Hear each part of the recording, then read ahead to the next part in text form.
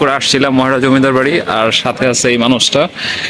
আসার কারণ হচ্ছে একটা প্রোগ্রাম হলো ওই জায়গায়, সেটা হচ্ছে আহুন টাঙ্গাইলা ভাষায় কথা কই। এই প্রোগ্রামটাতে দুজনে টাঙ্গাইলের আঞ্চলিক ভাষায় কথা কই। আচ্ছা, আহুন টাঙ্গাইলের আঞ্চলিক ভাষায় কথা কই।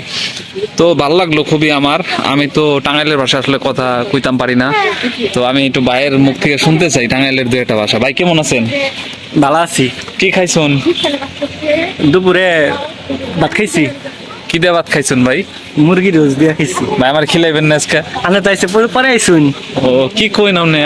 আপনি খিলেন, আপনি একটা সিঙ্গারা খিলেন আমারে। সিঙ্গারা খাবান? খাবান নি?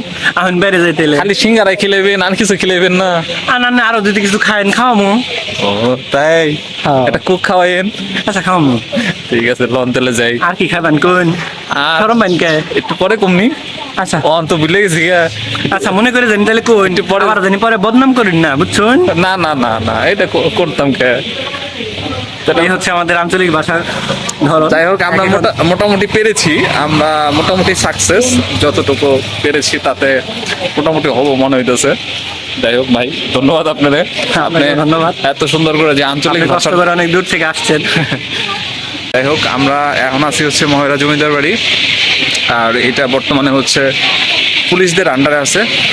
স্বাধীনতা পরবর্তী সময়ে পুলিশরা এটারে তাদের নিজের হাতে নিয়ে নেয়, তার নিজেরা এটারে ট্রেনিং সেন্টার বানায় ফেলে। আর এই কারণে আসলে এই জায়গাটা এত পরিমাণ পরিষ্কার পরিচ্ছন্ন আর এত পরিমাণ ডিসিপ্লিন মানে সবাই। তো চারিদিকে আমি একটু দেখাই ঘুরে ঘুরে। ওই পাশটাতে হচ্ছে জমিদার বাড়ি। যাই হোক, ওইদিকে যাবো না, এখন চলে যাব। সবাই ভালো থাকবেন, দেখা হবে সবাইকে। আসসালামু আলাইকুম।